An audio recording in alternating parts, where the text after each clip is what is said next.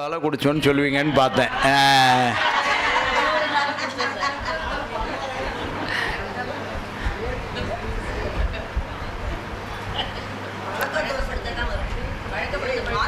பழக்கப்படுத்த அதுக்கும் திருவள்ளுவர் துணை நிற்கணும். ஆமாம் ஆமாம்.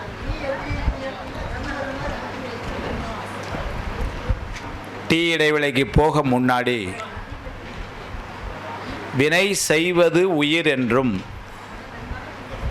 அந்த பயனை அனுபவிப்பது உயிர் என்றும் நாம் சொல்லிட்டு போனோம். நிறைய நேரங்களில் உடல் தான் அனுபவிக்குதுங்கிற மாதிரியே நமக்கு தோணும். ஆனால் இந்த உடலை கொண்டு அனுபவிப்பது உயிர் என்பதை கொஞ்சம் யோசித்தோம்னா நமக்கு புரிஞ்சிடும் ஏன்னா ஒரு பெரிய நல்ல அனுபவம் இந்த வாழ்க்கையில் இந்த உடலை உயிர்தான் வழிநடத்தி கொண்டிருக்கிறது என்பதனை நம்ம பார்க்குறோம். எப்படி பார்க்குறோன்னா அனுபவத்தில் அந்த உயிர் அற்ற நிலையிலும் இந்த உடல் சில உடல்களை நம்ம பார்த்துருக்குறோம். டெட் பாடிஸ் நம்ம பார்த்துருக்கோம். அப்போ இதுகார் வரைக்கும் நேற்றை வரைக்கும் பேசிகிட்டு இருந்தார் சார் அப்படின்னா அப்போ என்ன பண்ணுறோம், அவர் பேசிகிட்டு இருந்ததுக்கு இந்த உடல் தான் பேசுகிறதுக்கு ஏதோ ஒரு பொருள் உள்ள காரணமாக இருந்தது. இன்றைக்கி அந்த பொருள் மிஸ்ஸிங். அதனால் அவர் இப்போ செயலற்று போயிட்டார். புக்கில் அமைந்தென்று கொள்ளோ உடம்பினில் துச்சில் இருந்த உயிருக்கு திருவள்ளுவர். பாமன் சுவாமிகள் சொல்லுவார், அந்த உயிருக்கு உயிர் உடம்பில் இருக்கிற வரைக்குத்தான் இந்த உடம்புக்கு மரியாதை இல்லைங்களா. சென்ட் போட்டுக்கலாம், டை அடிச்சுக்கலாம், ஆமாம் பான்சு பவுடர் டின்னு அரை டின்னு போட்டிருக்கு காலையில் ஆமாம் அப்படிலாம் எல்லாம் எது வரைக்கும்னாரு உயிர் இருக்க வரைக்கும் தான்.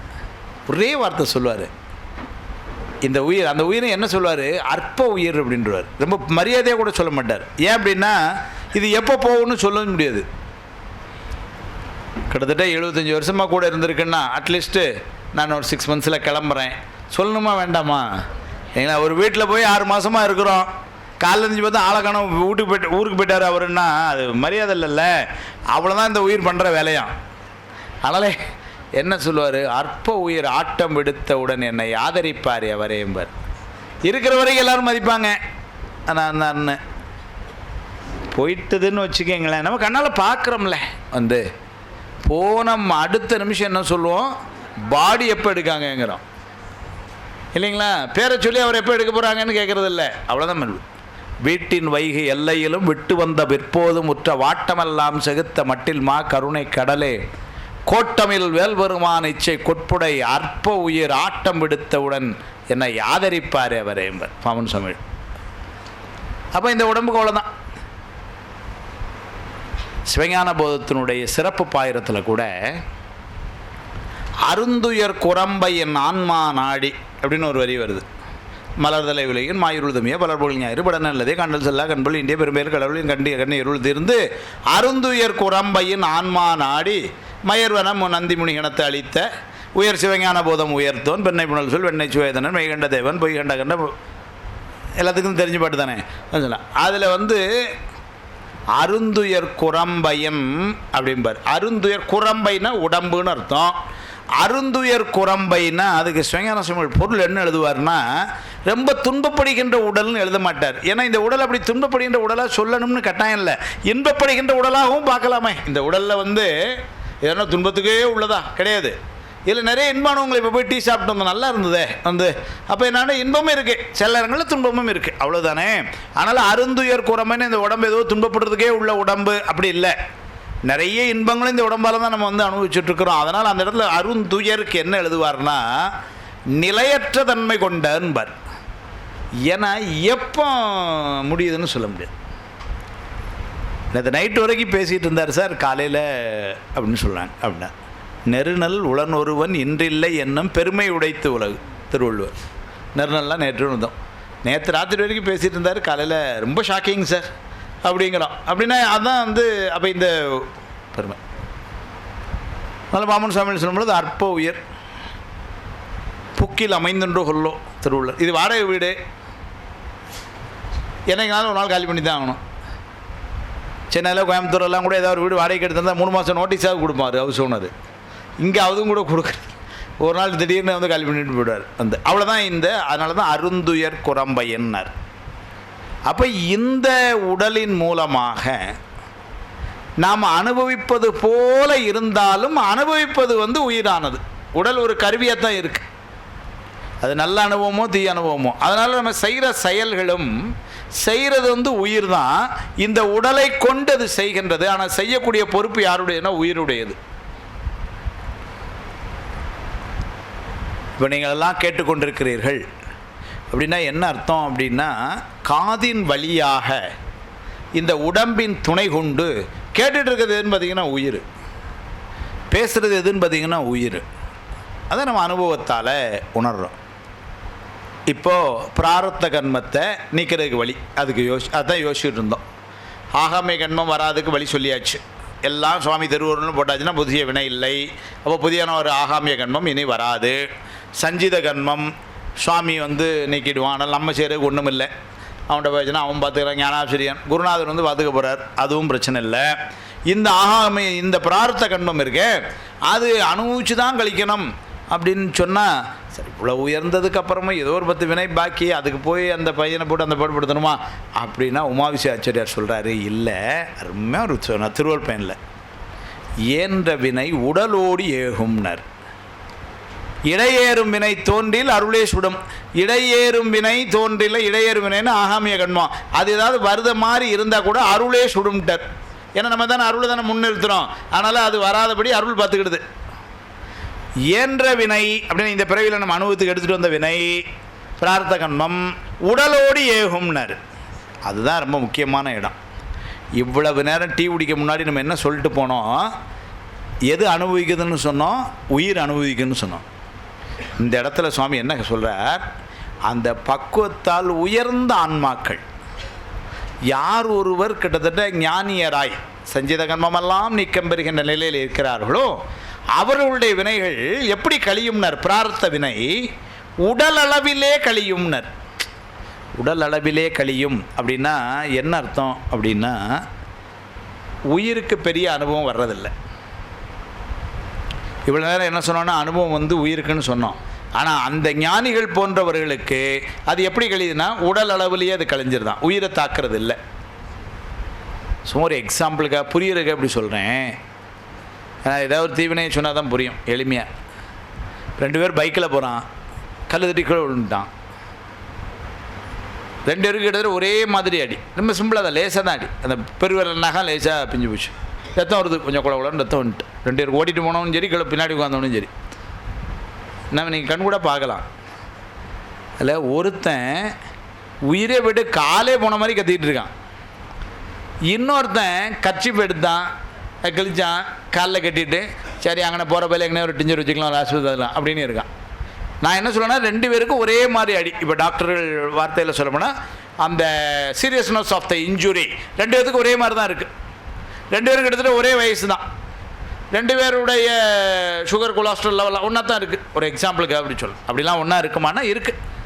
ஆனால் ஒன்று எப்படி இருக்குது, சரி ரைட்டு லேசாக தான் ஒன்றும் பிரச்சனை இல்லை அப்படின்னு காலில் ஒரு துணியை கட்டிட்டு அது அங்கே போகிற பாதியில் டாக்டரை பார்த்துட்டு போய்க்கலாம் அப்படின்னு. இன்னொன்று வந்து போடுற சத்தத்தில் ஊர்க்காரன் 15 பேர் கூட்டிட்டாங்கண்ணே வந்து என்னமோ ஏதோன்ட்டு. என்ன வித்தியாசம்?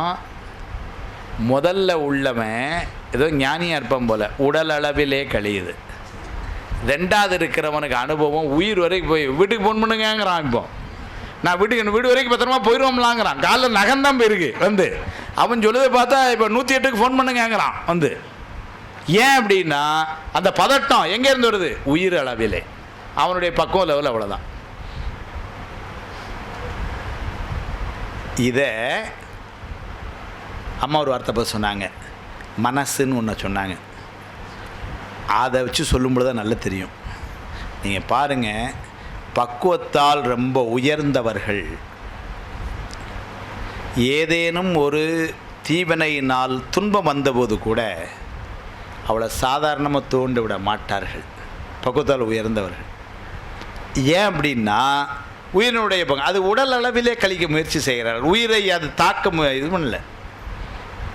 மகாபாரதத்தில் ஒரு இடம் வரும். அபிமன்யு இறந்துட்டான். அபிமன்யு கதையெல்லாம் நமக்கு தெரியும். இப்போ அதுக்குள்ளெல்லாம் போகல. இப்போ நேர கிட்டத்தட்ட இது கொண்டு அபிமன்யும் பாஸ்டவே இன்ஃபர்மேஷன்லாம் வந்துட்டு பாடி கொண்டு வந்துட்டாங்க. எல்லாருக்கும் ரொம்ப வருத்தம். ஏன்னா ரொம்ப சிறந்த ஒரு இதாக வரணும்னா இன்றைக்கி மகாபாரதத்திலே பார்த்திங்கன்னா அந்த இழந்ததில் அபிமன்யு இழந்ததை வந்து எல்லாருமே ரொம்ப வருத்தப்படுறாங்க. அபிமன்யு யாருடைய பிள்ளை? அர்ஜுனன். அர்ஜுனன் எப்போ வந்தான் தெரியுமா உங்களுக்கு? அபிமன்யு இறந்து ஏதோ ஒரு 5-6 மணி நேரம் கழித்து தான் அர்ஜுனன் இடத்துக்கு வரான். நீங்கள் கூட போய் பார்த்தீங்களான்னு கேட்கக்கூடாது, கதையில் இருக்குது. பீமன் கூட இருக்கான். ஏன்னா கூடவே போனவன் ஒரு வகையில் நம்ம இப்படி ஒரு காரணம் ஆகிட்டமேலாம் யோசிக்கிறான். ஏன்னா அவன் தான் சொன்னது, நீ வந்து சக்கர வியூகத்தை உடைச்சிரு, நான் உள்ளே வந்து துவம்சம் பண்ணிடுறேன்னு சொன்னது அவன் தான். ஆனால் அங்கே போட்ட கால்குலேஷன் கொஞ்சம் மாறிட்டு, அந்த கால்குலேஷன் எப்படி மாறிச்சுன்னு தெரியும், எல்லாருக்கும் தெரியும்ல. ஏன்னா மகாபாரதம் நம்ம அதையெல்லாம் படிக்கணும், அதுக்காக சொல்கிறேன். இவங்க ஒரு திட்டமிட்டு தான் உள்ளே போகிறாங்க. சக்கர வியூகத்தை உடைக்கிற ஆற்றல் பீமனுக்கு இல்லை, அவ்வளோ பெரிய தளபதி தான், ஆனால் அவனுக்கு இல்லை. ஆனால் அது அபிமன்யுட்டு இருக்குது. ஆனால் உள்ளே போனதுக்கப்புறம் அங்கே இருக்கிற படைபலம் இருக்குது பாருங்க, அதை வந்து எதிர்கொள்கிற ஆற்றல் பீமனுக்கு இருக்குது. அபிமன்யு குழந்தை பாவம், அவனுக்கு அவ்வளோ இல்லை. அதனால் இந்த ஒரு காம்பினேஷன் எப்படி ஒர்க் அவுட் ஆச்சு? நீ வந்து சக்கர வியூகத்தை உடைச்சிடு, பெரியப்பா உள்ளே வந்து பார்த்துக்கிற மிச்சத்தை, அவ்வளோதான். ரெண்டு பேரும் அப்படி தான் திட்டம் போட்டு போனாங்க உள்ளே. இவன் சக்கர வியூகத்தை உடைச்சிட்டான். சக்கர வியூகத்தை உடைச்சிட்டாங்கிற செய்தி துரியோதனுக்கு போகுது. ஏன்னா துரியோதனன் வந்து சக்கர வியூகத்தை உடைச்சிட்டான் அப்படின்னு தெரிஞ்சோன்னா ஒரு நிமிஷம் ஸ்டன் ஆகிட்டான். ஏன்னா அதுதான் பெரிய அரண் வந்து. சார் அதை தாண்டி உள்ளே வந்துட்டாங்கன்னு அவனுக்கு ஒரு நிமிஷம் பயம்.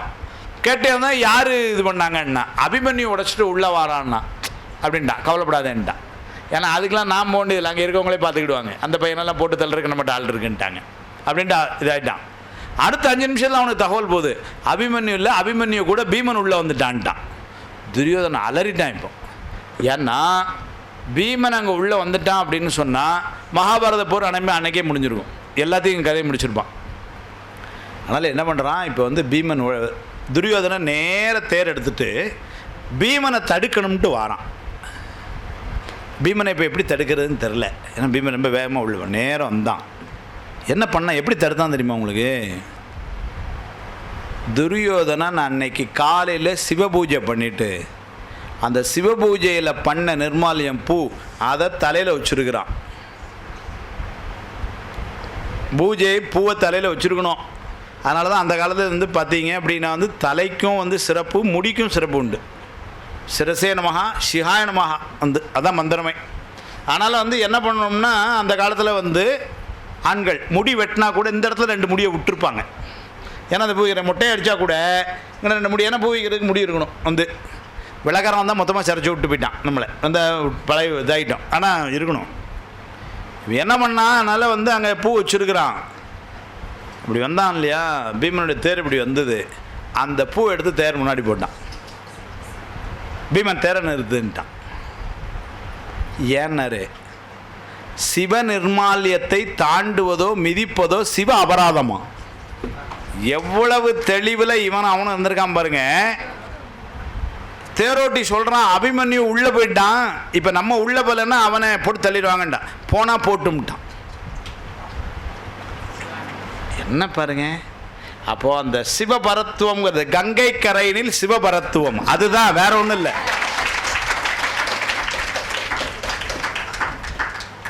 நாம மகாபாரதத்தில் திரௌபதி வந்தா, கண்ணன் வந்தா, சேலை இழுத்தான், இதை தான் படிச்சுட்டே இருக்கிறோம். வந்து இதை சொல்லலையே பாருங்க. அன்னைக்கு காலையில் பூஜையில் இருந்து வச்சிருந்த நிர்மாலயத்தை தூக்கி போட்டான், தேரை நிறுத்துன்ட்டான். அவன் தேரோட்டி சொல்கிறான், அவன் அபிமன்யு உள்ளே போயிட்டான் அப்படிங்கிறான். போனால் போட்டும்ட்டான். எந்த அளவு ஒரு வைராக்கியம் பாருங்க. சிவ வழிபாடு அப்படின்னா அதில் வந்து சிவத்ரோகம் செய்யப்படாதுங்கிறதுல அந்த வழிபாடு எவ்வளோ ஒரு ஸ்ட்ராங்காக இருந்திருக்காங்க. கதை சரி முடிஞ்சுது. இப்போ என்ன பாயிண்ட்டுக்கு வந்தான்னா, அர்ஜுனன் சொல்லுங்கம்மா.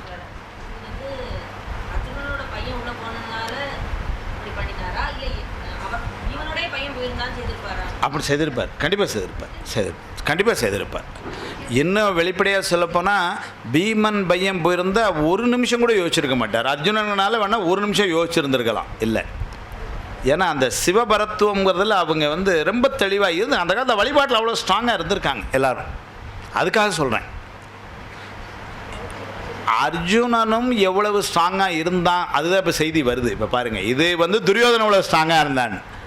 அர்ஜுனன் செய்தி போயிடுச்சு, போன உடனே பாஞ்சு வரல. நீங்கள் உலக எழுதில் யோசித்து பார்த்தீங்கன்னா யாராக இருந்தாலும் புத்திர சோகங்கிறது உலகத்துலேயே பெரிய சோகம் இல்லைங்களா?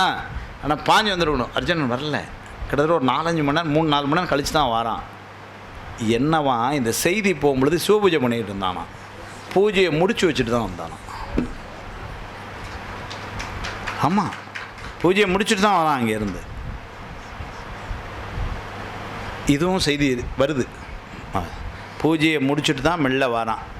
இப்போ நான் இதை சைவ சாந்தத்தை எடுத்துக்கிறேன். எப்படி பார்க்குறேன்? அப்போ என்ன தெரியுதுன்னா, பக்குவத்தில் மிக உயர்ந்த அந்த ஆன்மா இந்த தாக்குதலை அல்லது இந்த சோகத்தை எப்படி எடுத்துக்கிறதுன்னா, அது உயிர் அளவில் பெருசாக பாதிக்கலை அவனுக்கு.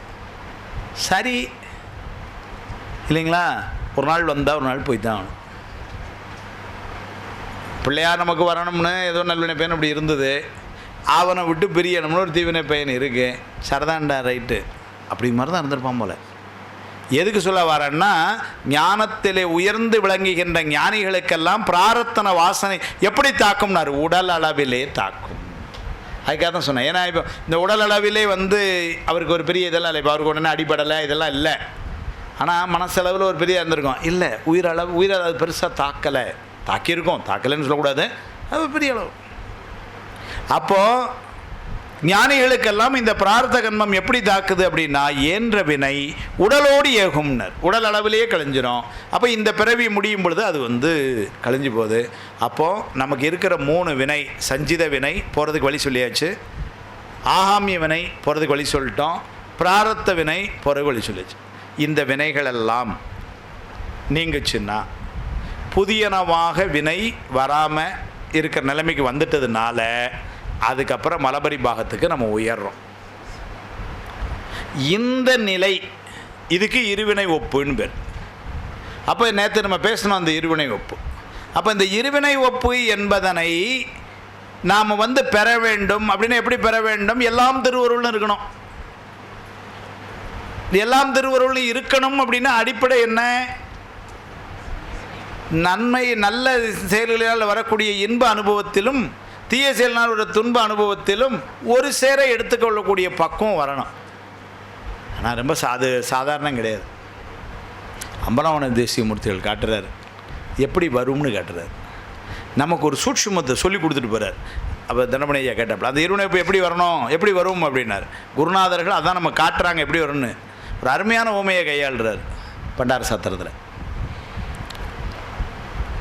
வீட்டில் ஒரு 2-2.5 வயசு குழந்தை. இப்போ இங்கே இருக்கிறவங்களை பார்த்திங்கன்னா பேரனோ பேத்தியோ அப்படி வச்சுக்கிடுவோம் இல்லைங்களா? எந்த வீட்டிலையாவது அந்த நேரத்துக்கு அந்த குழந்தை அப்படியே கொடுத்த உடனே சாப்பிடுதா பாருங்கள்? இருக்காது. 2 வயசு குழந்தை அதுவே நேரம் mummy this is time for my breakfast அப்படின்னு சாப்பிட்ருமா என்ன? இல்லை இல்லைங்களா? இந்த தாய்மார்களுக்கு அல்லது பாட்டிமார்களுக்கு உள்ள பெரிய சேலஞ்சே அந்த குழந்தைகளுக்கு சாப்பாடு கொடுக்குறது தான். அந்த காலத்தில் நிலவு காட்டினாங்க, அப்புறம் ஏதோ டிவியை காட்டினா, இப்போ மொபைலை காட்டி என்னமோ அதை காட்டி இதை காட்டி ரோட்டை காட்டி கங்கையை காட்டி அல்லது இது பண்ணி செல்லாங்களே அந்த சாப்பிட்றது கிச்சன்லேருந்து ஆரம்பித்து அப்படியே ரோடுக்கே வந்துடுது. ரோட்டில் அந்த அம்மா தூக்கிட்டு அடுத்த தெருவுக்கு போயிருந்தாங்க. சாப்பிட்டு முடிக்கிறதுக்குள்ளே ஒரு தெருவே முடிஞ்சு போகுது இல்லைங்களா? அப்படி அது இயற்கை. ஏன்னா குழந்தையினுடைய அது தாய்மார்களுக்கும் தெரியும் அப்படி தான் சொன்னாங்க, பாட்டிகளுக்கு நல்லா தெரியும். அதை வச்சுக்கிட்டு அம்பலவான தேசிகர் இருவினை ஒப்புக்கு ஒரு வழியை சொல்கிறார். என்ன சொன்னார்? இப்போ அந்த அம்மா என்ன பண்ணுறாங்க, ரொம்ப முக்கியமான இடம், அந்த குழந்தை சாப்பிட்ணும், அது அம்மாவனுடைய எண்ணம். குழந்தை சாப்பிடாது, அது குழந்தையுடைய என்ன காரணம்? விளையாட்டு. அது தெருவில் இறங்கி விளையாடணும். அதுக்கு இப்போ என்ன பண்ணுறாங்க, நம்ம அந்த குழந்தை சாப்பிடணுங்கிறதுக்காக அந்த குழந்தைக்கு என்ன பிடிக்குமோ அதை தயார் செய்கிறாங்க முதல்ல இல்லைங்களா? ஏன்னா அதுக்கு வந்து பாரு, அம்மா உனக்கு நெய் போட்டிருக்கேன் பாரு, உனக்கு வந்து அந்த பாரு தேன் ஊற்றினம் பாரு, உனக்கு வந்து சர்க்கரை போட்டேன் அப்படின்னு காமிக்கிறேன். இன்னும் அந்த தட்டு அல்லது கிண்ணங்க பாரு, அம்மா உனக்கு அந்த கிண்ணத்திலே உனக்கு எடுத்துட்டோம் பாரு அப்படின்னு அந்த குழந்தைக்கு என்னெல்லாம் அதை மகிழ்வுக்க செய்ய முடியுமோ அது எல்லாத்தையும் செய்கிறாங்க. அதுக்கு பிடிச்ச தட்டு, அதுக்கு பிடிச்ச ஸ்பூனு, அதுக்கு நெய் 2 கரண்டி போட்டோம் பாரு உனக்கு அப்படின்னு வந்து அந்த குழந்தைக்கு என்னெல்லாம் மகிழ்ச்சி தருமோ அது அவ்வளோத்தையும் செய்கிறாங்க. ஆனால் நம்ம அந்த குழந்தையினுடைய செயல் என்னவா இருக்கணும்? அப்படின்ட்டு தெருவில் போய் விளையாடப்போம். என்னெல்லாமோ செஞ்சு பார்த்தாங்க, ஒன்றுக்கும் குழந்தை ரோட்டில் போய் விளையாடுறவங்களும் கொஞ்சம் சாப்பாடு வேண்டாங்க வந்து. இப்போ வந்து குழந்தை இப்போ என்ன ஆயிடுறாங்க, இவ்வளோ மகிழ்வுக்கு மிகமாக இவ்வளோ செஞ்சவங்க கொஞ்ச நேரத்தில் எப்படி மாறிடுறாங்க, கண்டிக்கிறாங்க. இப்போ நீ சாப்பிட்லன்னா அம்மா உன்ட்ட பேச மாட்டேன் இனிமேல் அப்படிங்கிறேன், உனக்கு நான் ஒன்றும் பொம்மையெல்லாம் வாங்கி தர மாட்டேன் அப்படிங்கிறாங்க. குழந்தை அதுக்கும் சாப்பிட வேண்டாம், போ நீ பொம்மை வாங்கி தரலாம், போ இப்போ என்ன விளையாட விடு. ஒரு ஸ்டேஜில் என்ன ஆயிடுறாங்க, முதுகில் சொத்துன்னு ஒரு அடி வச்சுடுறாங்க. சரிங்களா? உடனே குழந்தை சிரிச்சுட்டு உட்காந்து சாப்பிட்ருமா என்ன? அழுதாலும் அது என்ன தெளிவாக இருக்குன்னா, வெளியே போய் விளையாட்டில் தான் இருக்கும் மொழியே இந்த சோறை வாங்குறதுல இருக்காது. அமல தேசிய அதை பார்த்தார், அப்படியே பார்த்துட்டே இருக்கார். இப்போ சொல்கிறாரு, அந்த குழந்தைக்கு இருக்கிற ஞானம் உங்களுக்கு இல்லையாடா? அவர் கேட்குறாரு, மகிழ்கின்ற செயல்கள் வரும் பொழுதும் விளையாட்டுக்கள் தான் கவனம், துன்பம் வரும் செயல்கள்லையும் விளையாட்டில் தான் கவனம் இருந்தது. அதே மாதிரி மகிழ்ச்சி வந்தாலும் சரி, துன்பம் வந்தாலும் சரி, திருவருள் விளையாட்டில் கவனம் இருந்தால் போருமே, அதானடா இவருன்னு ஒப்புனார். அந்த குழந்தையினுடைய செயலை வச்சு நமக்கு இருவனை போகிற வழி சொல்கிறாரு. அந்த குழந்தை எப்படி விளையாட்டையே சிக்கன் பிடிச்சா, நீங்கள் அது மாதிரி திருவருளே சிக்கன் பிடிச்சிக்கோ. துன்பம் தரும் நிகழ்வு வந்தாலும் திருவருள், இன்பம் தரும் வந்தாலும் திருவருள் அப்படின்னு திருவருளை இருக பற்றி கொள்ளதான் இருவனை ஒப்புன்ட்டார். தன்மனையா வினை இருவனை இப்போ எப்படி வரணும்னு கேட்டிங்கல்ல, திருவருளை பிடிச்சிக்கங்க. எல்லாம் திருவருள். பையன் இதாகி கிடக்கிறான் அர்ஜுனன், திருவருள். ராமா உனக்கு நாளைக்கு பட்டாபி வேகம், திருவருள் இல்லைங்களா? அம்மா வாங்க உங்களை தான் ஜனாதிபதியாக போகிறோம், திருவருள் அப்படின்னு. சிவா பார்க்காங்க, சொல்லவே இல்லை அப்படின்னு. கொஞ்சம் பொறுங்க, வந்து அதுக்கு 65 வயசு ஆகணுமா? ஆமாம், அதான் திருவருள் இல்லைங்களா? அது அப்போது அந்த அப்போ இருவினை ஒப்பு அந்த வரணும். அந்த வர்றது தான் ஆகாமிய கண்மமும் ஏறாமாயிருச்சு, சஞ்சித கண்மமும் நீங்கள் நிலைமைக்கு வந்தாச்சு, பிரார்த்த கண்மமும் நீங்கள் வந்தாச்சு. இப்போ அடுத்தபடியாக வந்து மலபரி பாகத்துக்கு உயர்வோம். இப்போது அப்போ நான் சொன்னேன், சமண சமயத்துக்கு நமக்கு உள்ள பெரிய வேறுபாடு அப்படின்னு சொன்னேன். அது என்னன்னா, அவங்களும் வினைக்கு ரொம்ப முக்கியத்துவம் கொடுக்குறாங்க, நம்மளும் வினைக்கு ரொம்ப முக்கியத்துவம் கொடுக்குறோம். வினை செய்யக்கூடாதுன்னு அவங்களும் கவனமாக இருக்காங்க, நம்மளும் கவனமாக இருக்கும். கோவலனுக்கு நீ இவ்வளவுலாம் நல்லது பண்ணியுமே உனக்கு இந்த நிகழ்வு நடந்தது, நீ போன பிறகு செஞ்ச வினைப்பா, என்ன செய்ய முடியும் அப்படின்னு தான் வருத்தப்படுறாங்க. கவுந்தியடிகளும் சேர்ந்து வருத்தப்படுறாங்க, உனக்கு இப்படி ஆயிடுச்சே கோவலா அப்படின்னு தான் நினைக்கிறாங்க. அப்போ காரணம் என்னென்னா வினை. அப்போது இந்த பிறவியை விட்டாலும் அந்த அடுத்த பிறவியில் கூட வந்து அது அடிக்கும்னு தெரியுது. வந்து இந்த வினையெல்லாம் எங்கே பதிவு பண்ணி வைப்பாங்க? நம்ம செய்கிற செயல்கள் எல்லாம் வினையை எங்கே பதிவு பண்ணி வைப்பாங்க அப்படின்னா, ஒன்று நம்முடைய புத்தி தத்துவத்திலே அது பதிவாகி இருக்கும் முதல்ல. ஏன்னா எங்கே இருக்குன்னு தெரிஞ்சுக்கிறோம் ஒன்று. ரெண்டாவது 2 செய்தி இருக்குது. ஒன்று, ஒரு செயல் வினை அதாவது நல்வினையா தீவினையா, இதை எப்படி முடிவு பண்ணுறது, யார் முடிவு பண்ணுறா? ஏன்னா நீங்கள் ஏதாவது ஒரு செயலை சொல்லி நல்வினையா தீவினையான்னு சொல்லுங்கள் அப்படின்னா சில நேரங்களில் சொல்லவே முடியாது, சில நேரங்களில் சொல்லவே முடியாது. சார் நான் இந்த பள்ளிக்கூடத்துக்கு 1000 ரூபா டொனேஷன் கொடுத்தேன், நல்வினையா தீவினையா அப்படின்னா நல்வினை தான். நான் இப்போ பதிப்புண்ணியத்துக்கு போகல, நான் செஞ்சேன்னு தான் வச்சுக்கிறேன், நான் செஞ்சேன் அப்படி தான் சொல்கிறேன். நல்வினை தீவினை நல்வினை, இதில் ஒன்றும் இதில் சந்தேகம் வராது. ஏன்னா ஒரு பள்ளிக்கூடத்துக்கு குழந்தைக்கு படிக்கிறதுக்கு பணம் கொடுத்தா அது ஏன் தீவினையாக போகுது? நல்வினை தான், வந்து ஒன்றும் பிரச்சனை இல்லை. நான் யாரையோ ஒருத்தரை வந்து அடிச்சு விட்டேன் அது ராத்திரி அப்படின்னு வச்சுக்கோங்க, அது என்ன நினைமா ஒரு தீவினை தான். என்னதான் இருந்தாலும் உங்களுக்கு அவ்வளோ கோவம் வந்துருக்கக்கூடாது, நீங்கள் என்ன இருக்குது அப்படின்னா தப்பு தான் அது, அப்போ தீவினை தான். இது தெளிவாக இருக்குது. சில நேரங்களில் சில செயல்கள் நல்வினைய தீவினையான்னு நம்மளாலே சொல்ல முடியாது.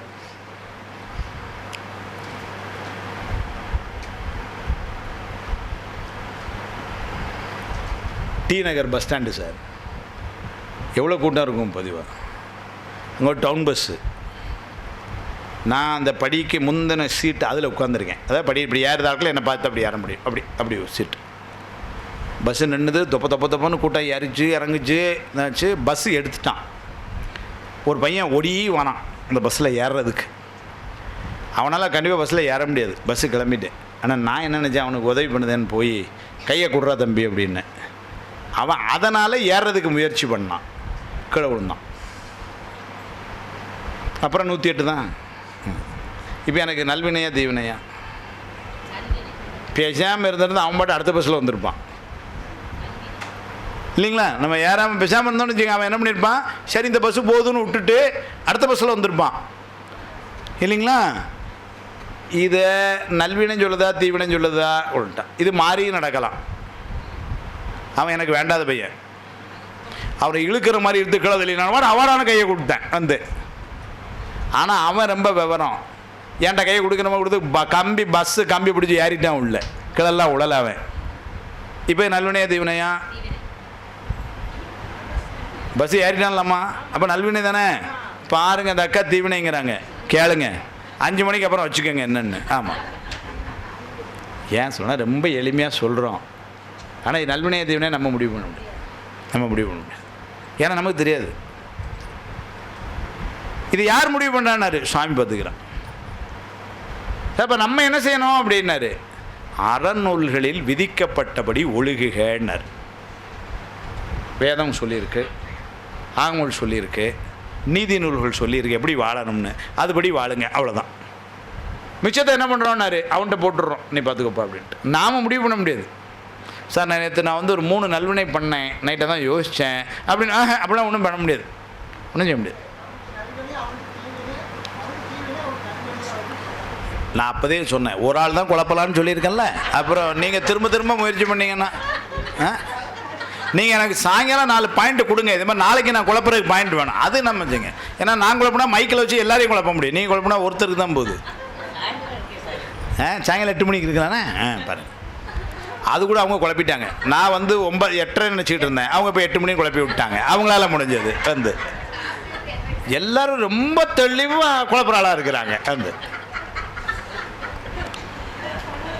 அப்போது வினை என்பதனை யார் முடிவு பண்ணார்? சுவாமி முடிவு பண்ணிட்டான். இதுதான் நமக்கு ஒரு கேள்வி வரும், சார் ஏன் கணக்கில் வினை வரப்போகுது உங்களுக்கு எனக்கு தெரியணும்ல சார் வந்து அப்படின்னா, அதுக்கு ஒரு பதில் சொன்னாங்க. என்ன பண்ணாங்கன்னா, வேதத்தில் விதித்தபடி, நீதி நூல்களில் சொன்னபடி, அறநூல்களில் சொன்னபடி ஒழுகுக.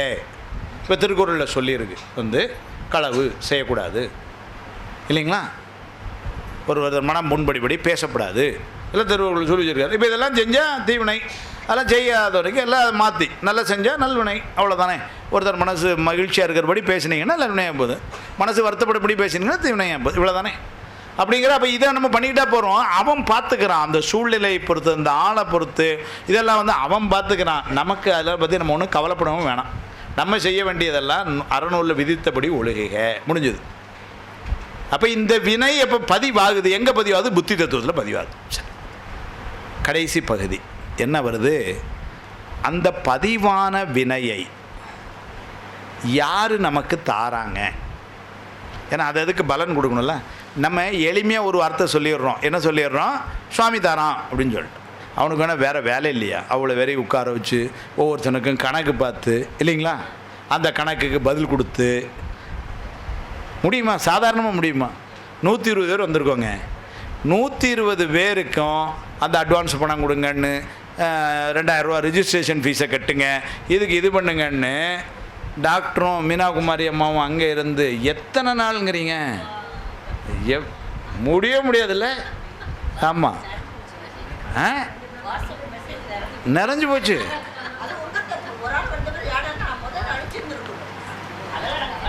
இல்லை நாங்கள் பண்ணிட்டோமே, ராத்திரி 11:30 மணிக்கு மெசேஜ் வருது, நீ இன்னும் 2000 ரூபா கட்டலை அப்படின்ட்டு.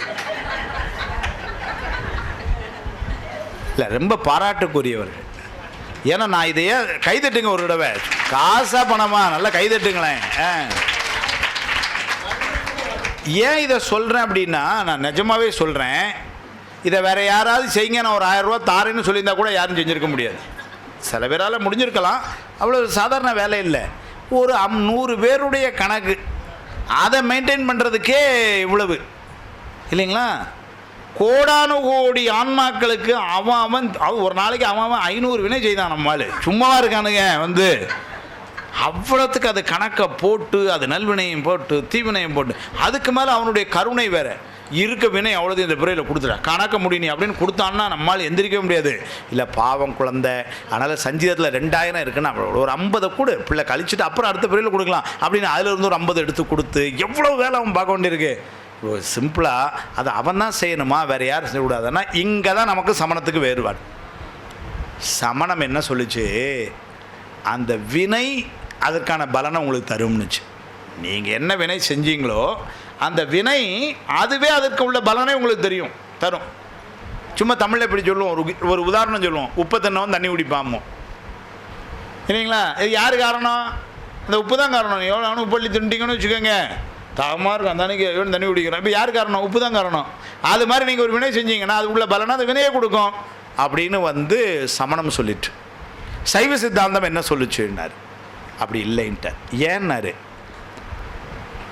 அந்த வினை என்பது கண்மமலத்திலிருந்து வந்த செயல்பாடு. கண்மமலம் சடப்பொருள், அறிவு கிடையாது. அதனால் அதுக்கு இந்த மாதிரி அதுக்குரிய பலனை கொடுக்கறது தெரியாதுன்ட்டார்.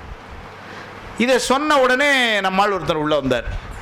சார் அப்போ நீங்கள் சொல்ல எனக்கு புரியுது, அது அறிவற்ற பொருள், அறிவில்லாத பொருள் எப்படி செயல்பட முடியாது, எனக்கு புரியுது. ஆனால் அப்போ நீங்கள் என்ன சொல்ல வரீங்கன்னா ஒரு வினைக்குள்ள பலனை ஒரு அறிவுடைய பொருள் கொடுக்கணும். கரெக்ட். உங்களுக்கு அறிவு இருக்குல்ல சார் அப்படின்னு கேட்டார். மீனாகுமாரி அப்படியே என்ன பார்க்காங்க, அதுக்கு ஆமான்னு சொல்லணுமா இல்லைன்னு சொல்லணுமா இவனை அப்படின்னு. ஏன்னா எனக்கு கேட்டிருக்கேன் கேள்வி. நம்ம அறிவுடைய பொருள் நேற்றே சொல்லிட்டோம். அப்போ நாம் அதை செஞ்சிட வேண்டி தானே. என் கணக்கில் என்ன இருக்குது, இப்போ நமக்கு பேங்கில் எவ்வளோ கடன் இருக்குன்னு பார்த்து நம்ம தானே, நமக்கு தெரியும் இல்லையா சார் இவ்வளோ கடன் இருக்குது, நான் அதை இவ்வளோ கட்டினேன், இந்த மாதம் இவ்வளோ கட்டிடுறேன் சார், அடுத்த மாதம் அவ்வளோ கட்டுறேன். நம்ம தானே அதை அதுக்குன்னு ஒரு ஆள் நம்மளை சொல்லிட்டேவா இருக்கிறாரு. இல்லை, கட்டலைன்னா ஆள் வந்துடுவான் வீட்டுக்கு, ஆனால் நம்மளே அதை கட்டிடணும். அப்படி தானே? அதை மாதிரி நம்ம வினை அக்கௌண்ட்டை நம்மளே மெயின்டைன் பண்ணிக்கிட வேண்டி தானே. நல்வினையெல்லாம் எடுத்து அப்படின்னு வச்சிடலாமே அப்படின்னா அது நடக்கலை. ஏன் நடக்கலைன்னார், 2 சொன்னார். வினைக்கு உண்டான பலன்கள் என்ன என்று எடுத்து ஆராய்ந்து அனுபவிக்கின்ற ஆற்றல் உயிருக்கு இல்லை. முதல்ல அறிவுடைய பொருளாக இருந்தாலும் அறிவுக்குன்னு ஒரு எல்லை இருக்குல்ல இல்லைங்களா? ஆனாலும் அதனால் முடியலை. இன்னொன்று வேடிக்கையாக சொன்னார், உயிர்கிட்ட அந்த பவர் இருந்தால் என்ன ஆயிருமா, சிவஞான சுவாமி எழுதுவார், வலிந்தாரது வினை மெலிந்தார்பால் கொள்ளப்படும் எழுதினார். என்ன ஆகிடுது, இப்போ இந்த ஊரில் பெரிய பண்ணையார் அவர் ஸ்ட்ராங்கான ஆள், அவருடைய வினை ஒரு 50 வினையை உங்கள் தலையில் கூட தள்ளி விட்டார். ஏன்னா அவர் உயிருக்கே அதை செய்ய முடிஞ்சதுன்னு வச்சுக்கோங்க. அதே மாதிரி நீங்கள் தான் நல்வினை பண்ணிங்கன்னா புனிக்கிட்டு போயிடுறது நீங்களே சிறுக சேர்த்து ஒரு 10 நல்வினை பண்ணியிருக்கேன்னா அவ்வளோ 8 நேரத்தில் அது கொடுங்கன்னா 15 வரையும் கொடுத்துச்சிங்க அப்படி ஆகிடும். வலிந்தார் அது வினை மெலிந்தார்பால் கொள்ளப்படும்னார். அதனால் என்ன பண்ணார், இவர் செய்யலை. கண்மமலம் செஞ்சாருன்னா அதுவும் செய்யலை. அறிவுடைய பொருள் தான் வேணும். நீங்கள் அறுவடை பொருள் உயிர் செய்தான்னா செய்யலை. இப்போ அறுவடை பொருளில் மிச்சம் இருக்குது யார்? சுவாமி தான். அதனால் அவன் தான் சரி. இதுக்கு சாத்திர நூல்களில் இந்த மாதிரி பேசுகிறதுக்கு பாரிசேட அளவைன்னு பேர். பாரிசேட அளவைன்னு பேர். தமிழில் ஒளிபு நியாயம்னு அர்த்தம். அதுக்கு ஒளிபு அளவைன்னு பேர். அப்படின்னா என்ன அர்த்தம் அப்படின்னா, ஒவ்வொன்றாக ஒழித்து எது மிஞ்சி இருக்கிறதோ அதுதான் சரி என்று நிலைநிறுத்துறது. இப்போ இங்கே இருக்கிற 3 பேரில் 2 பேர் நல்லா படிக்கிற ஆட்கள் அப்படின்னு சொன்னால் என்ன ஆகுது, 3ஆவது இருக்கிற ஆள் ஏன்னா யாரோ ஒருத்தர் ஃபெயில் ஆகிருக்கீங்களா, யார் அப்படின்னா அங்கே இருக்கிற 4 பேரில் இவர் இல்லை, இவர் நல்லா படித்தா, அவருக்கு ஸ்கூல் ஃபஸ்ட்டு, அது இல்லை, அந்த அம்மா இல்லை அப்படிங்கும்போது இப்போ மிச்சம் இருக்கிற அம்மா தாங்கிறத சொல்லாமலே உணர்த்திட்டு. இதுக்கு சாஸ்திரத்தில், நியாயசாஸ்திரத்தில் பாரிசேட அளவைன்னு பேர். இங்கே என்ன பண்ணுறாங்க, பாரிசேட அளவையினால் இதை கை கொள்கிறாங்க. ஏன்னா வினை எங்கேருந்து நம்ம செய்கிறோம், செயல் செய்கிறோம், கண்மத்தில் வந்தது. கண்மம் இருக்குமா? இல்லை, கண்மமே செய்ய முடியாது. அறிவுடைய பொருள்னு வச்சு அப்போ நம்ம அறிவுடைய பொருள் நம்ம செய்ய முடியுமா? இல்லை, நம்மளும் இல்லை. அப்போ அறிவுடைய பொருள் மிச்சம் யார் இருக்கா? ஆணவமலம், அதுக்கு அறிவு கிடையாது. மாயாமலம், அதுக்கு அறிவு கிடையாது. அப்போ யார் இருக்கா மிச்சம்? இறைவன் ஒருத்தன் தான். அப்போ அவன்தான் அந்த பலனை நமக்கு கூட்டுறான். செய்வினையும் செய்வானும் சேர்பயனும் சேர்ப்பவனும் உய்வான் உளனென்று உணர். திருவருள் பயன் சாத்திரம். செய்வினையும், ஒரு வினைன்னு இருந்ததுன்னா 4 ஃபேக்டர்ஸ் ஆர் தேருங்கிறார். நம்ம செய்யக்கூடிய ஒரு செயல் வினை, அதற்கு ஒரு பலன் இருக்குது. ஆஃப்டர் எஃபெக்ட் ஆஃப் இட்ஸ் அதுக்கு ஒன்று இருக்குது, ஒரு பலன். செய்பவன் ஒருத்தன் இருக்கான், the person who did it. இதுக்குள்ள பலனை எடுத்து கொடுக்கறதுக்கு ஒருத்தன் இருக்கான். அவன் செய்வினையும் செய்வானும் சேர்பயனும் சேர்ப்பவனும் உய்வான் உளனென்று உணர் திருவள்ளுவர். இந்த உண்மையை சமணம் வினையை பற்றி பெருசாக, அதாவது நம்ம அளவுக்கு ஆராய்ச்சி செஞ்சிருந்தும் கூட, வேறு சமயங்கள் யாரும் வினை இவ்வளோ பேசலை, அதனால தான் சமணத்தை பேசுகிறோம். சமணம் அவ்வளோ செஞ்சுருந்தோம், இந்த இடத்துல வரும்பொழுது ஃபால்ட் ஆகிட்டான். அவன் என்ன சொல்லிட்டான், வினையே வினைக்கு பலன் தரும்ட்டான். ஆனால் நாம் என்ன சொல்லிட்டோம், இல்லை வினைக்கு பலன் யார் தருவான்னு, சுவாமி தருவான்ட்டு. அதனால் இந்த வினை என்பதற்கான செய்கிறத, அதற்கான பலனை யார் தரான்னா சுவாமி தரான். அது சுவாமி தர்றதுனால தான் அந்த இடத்துல கருணைங்கிறது சொல்லாமலே வந்துட்டு. ஏன்னா சுவாமி செய்கிற செல்லாம் கருணையாக தான் இருக்கும். அதனால் அவன் என்ன பண்ணுறான், 1,00,000 வினை நம்ம தலையில் இருந்தால் கூட அவன் என்ன பண்ணுறான், இந்த பிறவியில் குழந்தையால் எவ்வளோ தாங்க முடியும் அவ்வளோ கொடுக்கலாம். 1,00,000 வினை ஒன்றா கொடு, நமக்கு அக்கௌண்ட்டு சீக்கிரம் முடியும், தூக்கம் எல்லாத்தையும் அப்படின்னு கொடுத்துருந்தான்னு வச்சுக்கோங்க, எந்திரிக்க முடியாது. அதனால் என்ன பண்ணுறான், ஒரு 100-200 கொடு, முதல்ல இதை குழந்தை கால், இதை காலி பண்ணிவிட்டு வரட்டும், படுத்தால அடுத்தது பார்த்துக்கலாம் அப்படின்னு நம்ம கூடவே அதை செய்து கொண்டிருக்கிறோம். இப்போ தான் ரொம்ப அடிப்படையான ஒரு கேள்வி வரும். என்ன வரும்னா, சரி சார் இவ்வளோ நேரம் நீங்கள் சொன்னதெல்லாம் எங்களுக்கு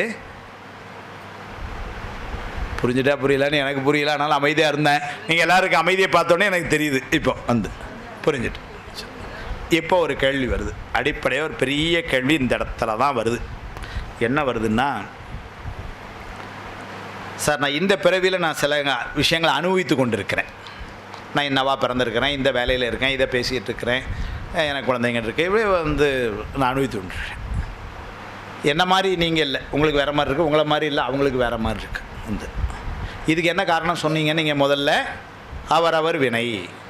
சரி, நான் இந்த வினை எனக்கு தக்க, நான் செஞ்ச வினைக்கு தக்க மாதிரி நான் இந்த மாதிரி பிறந்திருக்கிறேன். நான் ஏன் மீனா குப்புராஜம்மா மாதிரி இல்லை அப்படின்னா, அது அவர்கள் செய்த வினைக்கு அவங்க அப்படி இருக்கிறாங்க. மீனாமா மாதிரி குப்புராஜ் ஐயா இல்லை, ஏன்னா அவங்களுடைய வினைக்கு தக்கனாங்க, இப்படி ஒவ்வொருத்தரும் வித்தியாசம் அப்படின்னு சொல்லிட்டோம். இது அதுதான் உண்மை. சொன்ன உடனே என்ன ஒன்று மனசில் பதிவாகுதுன்னா, அப்போ நமக்கு ஏற்படக்கூடிய அனுபவங்கள் எல்லாமே எதை பொறுத்து இருக்குது, நம்முடைய வினைக்கு பொறுத்தவள். எல்லாமே வினைப்படி தான் நடக்குதுன்னு ஆயிடுச்சுன்னா பேசாமல் அனுபவிச்சுட்டு போகிறது மட்டும்தான் நம்ம வேலை. புதிய வினை எங்கேருந்து வருது சார்? நான் இன்றைக்கி ரிஷிகேஷில் இருக்கணுங்கிறது என்னுடைய வினை, நான் இங்கே உட்காந்துருக்கேன், நல்வினை ஏதோ ஒன்று. நான் இன்றைக்கி சாயங்காலம் 4:53 உங்கள் கூட உட்காந்து பேசணும், வினை, நல்வினை. வேறு வழி இல்லை, நீங்கள் என் பேச்சை கேட்டு தான் ஆகணும், உங்கள் வினை. அது என்ன வினை நான் சொல்லலை, ஆமாம் சரிங்களா, இருக்கு ஏதோ ஒன்று.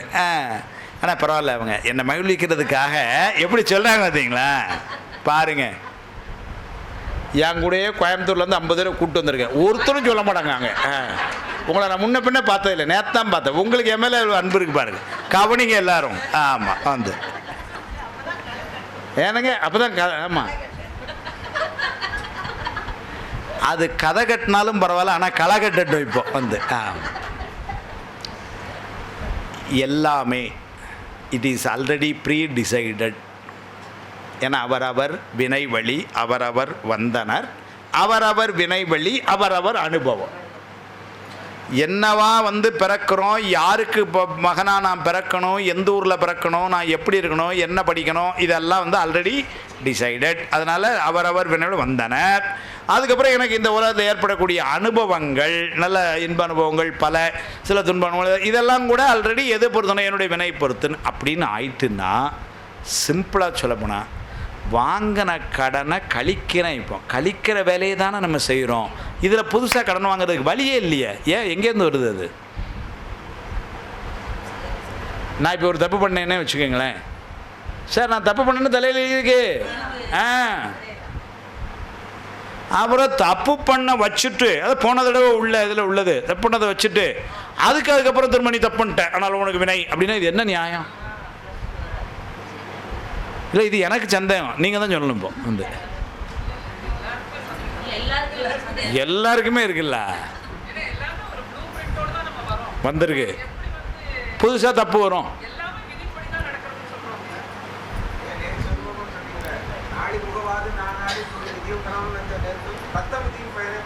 ஆமாம், அப்போ புதுசாக வினை வரக்கூடாதுல்ல.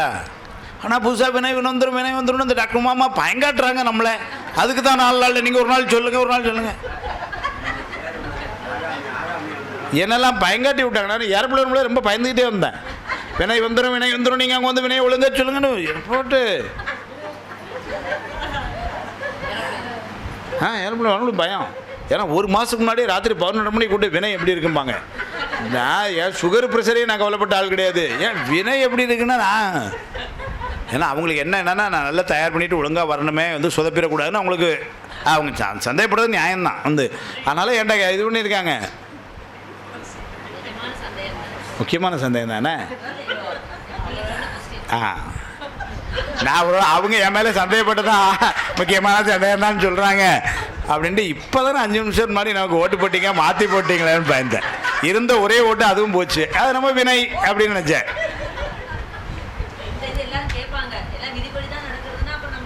நம்ம சரி ஒன்றுமே இல்லையே. இன்றைக்கி எனக்கு ஒரு ரோஜா மாலை போடுறாங்கன்னா வினை. இன்றைக்கி 2 அரை உழுது ரோட்டில் வச்சுன்னா அதுவும் வினை அப்படின்னு நான் வந்து இப்போ நான் செய்கிறதுக்கு என்ன இருக்குது.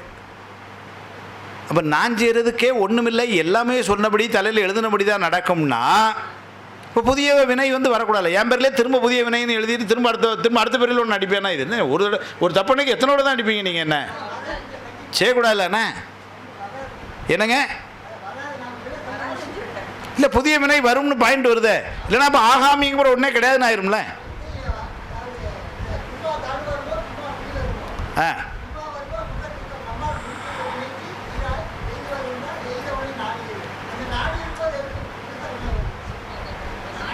இல்லை நாடி இருந்தால் ஆகாமிய கண்மம் ஏறாதுன்னு நான் சொல்லிட்டேங்க. அது முதல்ல சொல்லிட்டோம். அது முன்னேறதுக்கான வழிமுறை அதை சொல்லியாச்சு. புதிய வினை வராமல் இருக்கிறதுக்கு நீங்கள் திருவருளை சார்ந்து நிற்கணும்னு சொல்லியாச்சு.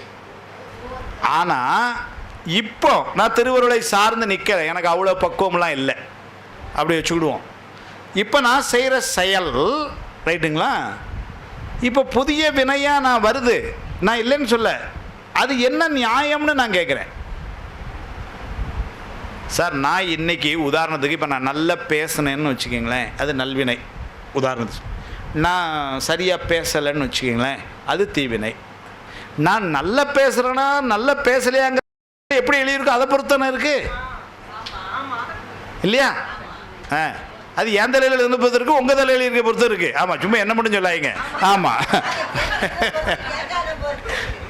இருக்கு. அப்போ இப்போ நான் இன்றைக்கி நல்லா பேசினாலும் நல்வினைங்க இருக்குது. அதான் ஏற்கனவே போன பிறவியில் செஞ்ச நல்வினை தானே நான் இப்போ வந்து நல்லா பேசிகிட்டு இருக்கிறேன். அல்லது போன பிறவியில் செஞ்ச தீவினை தானே இப்படி உங்கள் முன்னாடிலாம் நான் வந்து இப்படி மாட்டிக்கிட்டு இருக்கணும்னு இருக்குது. அப்போ அதுக்கப்புறம் திரும்ப எனக்கு இப்படி சரியாக பேசலை ஆனால் உனக்கு தீவினை அப்படின்னா எத்தனை தடவை சார் ஒரு கடனுக்கு நீங்கள் வட்டி மேலே வட்டி எழுதுவீங்க? என்னங்க மீட்டர் வட்டி மாதிரி போகுது. இங்கே இருக்கிற கந்து வட்டிக்காரெல்லாம் பரவாயில்ல போல இருக்கு, அவன் படுத்துகிற பாடு. இந்த சந்தேகத்தை நாளைக்கு வச்சுக்கிடுவோமா? மணி 5 ஆச்சு. 49 நாளைக்கு தான். மணி 5 ஆயிட்டு. 49 நாளைக்கு. ஆமாம் 40. ஆமாம் இப்போ இந்த 5 ஆயிரும்ல.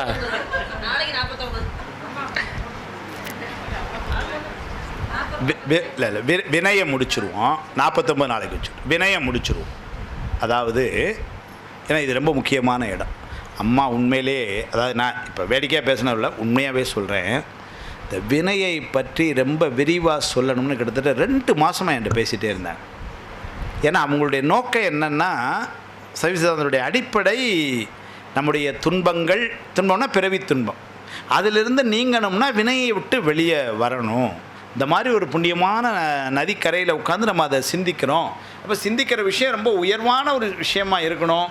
இங்கேருந்து கிளம்பி போகிறப்போ ஒரு பலனை நாம் வந்து என்ன பலனை அடைஞ்சோம் அப்படின்னா, சார் வினையிலிருந்து வெளியே வருவதற்கான மார்க்கத்தை கண்டுபிடிச்சாச்சு அப்படின்னு கொடுத்துட்டோம்னா அப்புறம் எல்லாரும் முன்னேறிடுவாங்க அப்படின்னு அவங்க ரொம்ப கருணையோடு அதை மாறி என்கிட்ட சொன்னாங்க. அதனால தான் நானும் அதை இவ்வளவு நேரம் எடுத்து நம்ம செஞ்சோம். அடிப்படை எந்த சந்தேகம் வரும், எல்லாமே தலையில் எழுதின மாதிரின்னு நடந்துட்டால் அந்த செயல்கள் புதிய ஒரு வினையாக பதிவாக கூடாது, ஆனால் ஆகின்றது.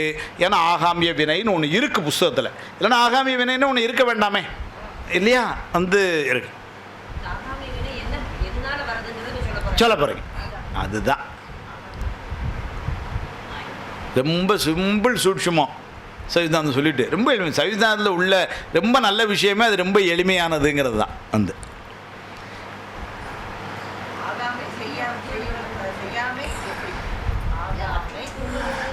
இல்லை, நம்ம செய்கிற செயல் திருவருளை முன்னிறுத்தி செஞ்சுட்டா வினை இல்லைன்னு சொல்லிட்டோம். அது பக்குவத்தால் உயர்ந்தவர்கள். இப்போ இங்கே இருக்கிறதுல ரொம்ப பெரியவங்களாக இருக்கிறீங்க, அதனால் உங்களுக்கு அந்த பக்குவத்தில் உடனே வந்துடும். இப்போ என்ன மாதிரி குழந்தைங்க இல்லை இளைஞர், அவங்களுக்கு உடனே அந்த பக்குவம் வர்ற வரைக்கும் புதுசாக ஏதாவது செஞ்சுருப்பேன் நான் தான் சார் அப்படின்னு ஒன்று வந்துடுதில்ல, ஏதோ ஒன்று அவசரத்தில் வந்துடுது இல்லையா? அப்போ அதுக்கு உடனே ஒரு வினைன்னு ஒரு கணக்கில் எழுது அப்படின்னா கணக்கில் எழுதலாம், தப்பு இல்லை. அந்த செயல் அந்த அனுபவம் எனக்கு வந்ததுக்கு காரணமே என் தலையில் நீங்கள் எழுதி எனக்கு கொண்டு வந்தது தானே சார். என்ன கடன் வாங்க வச்சதே நீங்கள் தான், இப்போ நீ கடன் வாங்கியிருக்கு அதான் அப்படின்னா அது நியாயம் இல்லைல்ல. முழுமையாக என் சுதந்திரத்தில் விட்டுருங்க, நான் ஆட்டம் போட்டேன் இப்போ மாட்டிக்கிட்டேன், சரி அது நியாயம். என்னை ஆட்டம் போட வச்சு அதுக்கு ஒரு ஏற்பாடு பண்ணி கொடுத்தது நீங்கள் தான். ஏன்னா போன பிறவியில் உள்ள அந்த இன்ப அல்லது ஒரு நல்ல செயலை செஞ்சதுனால எனக்கு இன்னைக்கு கொடுத்துட்டு இப்போ நீ அதுக்கெல்லாம் ஃபைன் கட்டு அப்படின்னா என்ன நியாயம்? இதுதான் என் கேள்வி. எப்போது அது வினை என்பது வருது அப்படிங்கிறத சாத்திரங்கள் அருமையாக சொல்லிட்டு சிவஞான சித்தியார் ஆசிரியர் சொல்கிறார், மேலை வினைக்கு ஏது எண்ணில் அப்படின்னார். ஒரே வார்த்தை போட்டார், புதுசாக வினைக்கு எங்கேருந்து வருதுன்னார். செய்கிற செயல் மேலே நீ வைக்கிற ஆசைனர். அதுதான் புதிய முடிஞ்சே போச்சு. தலையில் எழுதியிருக்குதுன்னு நடக்கிறதுன்னு விட்டுட்டோம்னு வச்சுக்கிங்களேன், வினை வரல. இயல்பாக நம்முடைய இது என்னன்னா நடக்கிறது போன பிறவியில் உள்ள இது பிரகாரம் நடக்குது. அதில் உள்ள இன்ப அனுபவத்தை எப்படியாவது நீட்டிக்க முயற்சி செய்கிறோம். இன்னும் கொஞ்ச நாள் இருந்தால் பரவாயில்லன்னா என்ன செய்யணுமோ அவ்வளோ செய்கிறோம். துன்ப அனுபவமாக இருந்ததுன்னா அதை குறைச்சிக்கிட்டு அதிலிருந்து வெளியே வர்றதுக்கு என்ன செய்யணுமோ செய்கிறோம். ஏன்? அந்த இன்ப துன்பம் மேலே நமக்கு இருக்கக்கூடிய அந்த பற்று, அந்த பற்று தாண்டா உனக்கு புதிய வினைக்கு காரணம்னு.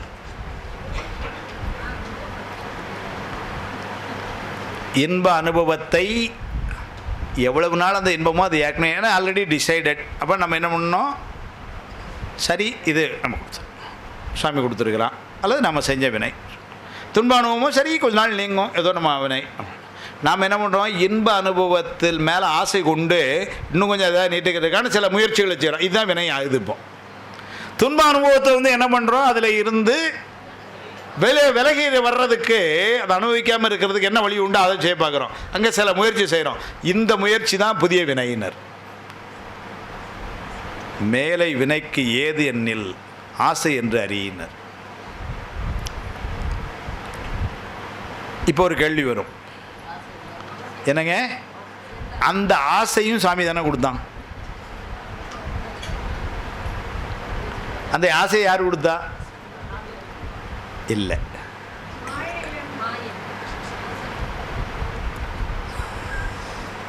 அந்த ஆசையை யார் கொடுத்தா?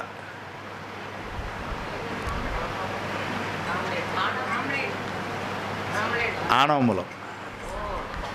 அந்த ஆணவ மூலம் மாயையோடு சேர்ந்து அந்த ஆசையை கொடுக்குது.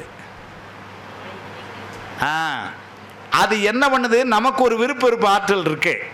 இந்த ஆணவ மூலம் போய் உனக்கு தான் விருப்ப வெறுப்பு இருக்குல்ல, செயல்படு, சும்மா என்னமோ இறைவன் கொடுத்தானே அதே அடிச்சுட்டு சும்மா இருக்கிறேன், நீ இப்போ கொஞ்சம் ஆக்ட் பண்ண, நீ சும்மா இருந்தானே உன்னை கவுத்து விட்ருவாங்க அப்படின்னு என்ன பண்ணுச்சு, உள்ளே வந்து ஒரு ஏற்றி விட்டுது.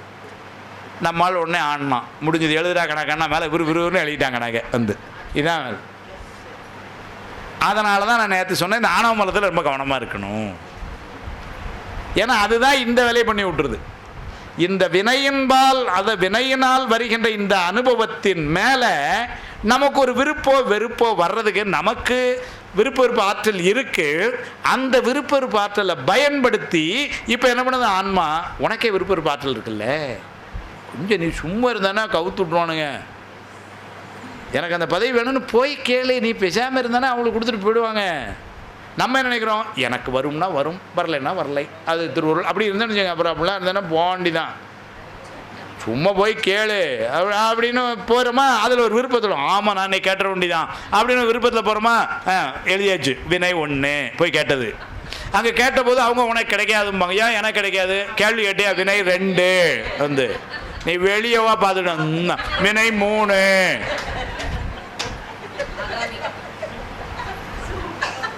யார் பண்ணான்னாரு, இந்த ஆணவமலம் பண்ண வேலை. திருக்கலிட்டுப்பாடியார் ஆசிரியர் சொல்லுவார், அந்த ஆணவமலம்ங்கிறது ஒரு வாழ் மாதிரியாம், கூட்டில் வாழ் சாத்தியும்பார். அந்த கூட்டு பாருங்க, அது உள்ளே வச்சுக்கணுமா, அதை வெளியவே எடுக்கப்படாதான். கூட்டில் வாழ் சாத்தியும்பார், உள்ளே வச்சுக்கோ, அதை அது வெளியே வந்ததுனாலே எல்லா சேட்டையும் பண்ணி தொலைச்சிடும். வினையை பற்றி பேசணும்னாலே இந்த ஆணவமலத்தை பற்றி பேசணும். அது அடுத்த முகாம் எங்கே போடுறீங்கன்னு சொல்லுங்கள், அதில் வச்சுக்கிடுவோம் நம்ம. ஆமாம். அப்புறம் அம்மா ஃபோன் பண்ணுவேன், உங்கள் ஆணவம் என்னாச்சு, உங்கள் ஆணவம் என்னாச்சு. இப்போ பூரா வினை என்னாச்சுன்னு இருக்காங்க. என் மொபைலை யாரையும் பார்த்தான்னு வச்சுக்கோங்க, வேணா வினைக்கு ஏஜெண்டா ஒரே வினைனே வருது அப்படின்ட்டு. இப்போ அடுத்த முறை உனக்கு ஆணவம் என்னாச்சுன்னா அது இன்னும் டேஞ்சர் எனக்கு வந்து இல்லைங்களா. ஏன் அப்படின்னா இந்த வினைக்கு அடிப்படை எங்கிருந்து வருதுன்னு சொன்னால் ஆணவமலம். புதியனவாக அதில் ஒரு செயலில் வெறுப்பு தான் மேலை வினைக்கு, புதிய வினை காரணமாகுது. அது எங்கேருந்து வருதுன்னா இந்த ஆணவமலம். அதனால் நம்ம ரொம்ப கவனமாக இருக்க வேண்டியது கண்ம மலத்திலேயோ மாயாமலத்திலேயோ இல்லை, ஆணவ மலத்தில். அதுதான் செயல்பட வச்சிரும் இப்படியெல்லாம். அதனால் என்ன பண்ணோம், நான் பெரிய ஆளுங்கிற மாதிரி. இப்போ அவங்களுக்கு முதல்ல ஒரு நினைப்பு தெளிவாக இருந்திருந்துன்னு வச்சுக்கோங்க, சார் நமக்கு கிடைக்கும்னா கிடைக்கும், அவளுக்கு கிடைக்கும்னா கிடைக்கும், இதை நம்ம ஏன் போய் கேட்கணும், சுவாமி பார்த்துப்பான் அப்படின்னு இருந்திருந்தீங்கன்னு வச்சுக்கோங்க. புதிய வினை இப்போ எனக்கு கிடைக்கணும்னு இந்த தலையில் எழுதியிருந்தால் அவனே கூப்பிட்டு எனக்கு ப்ரொமோஷன் கொடுக்க போகிறான். எனக்கு இல்லைன்னா நான் தலையில் நின்று தண்ணி குடித்தாலும் அங்கே வராது. எண்ணெய் தடவி மண்ணில் புரண்டாலும் அவ்வளோதானே. பழமொழி நல்ல தெரியும், ஆனாலும் புரண்டு என்னன்னு பார்த்துடணும்னு ஒரு ஏன்னாரு ஆணவமலம் பண்ணுற வேலை. என்னங்க சத்தியம் அதான் என்னம்மா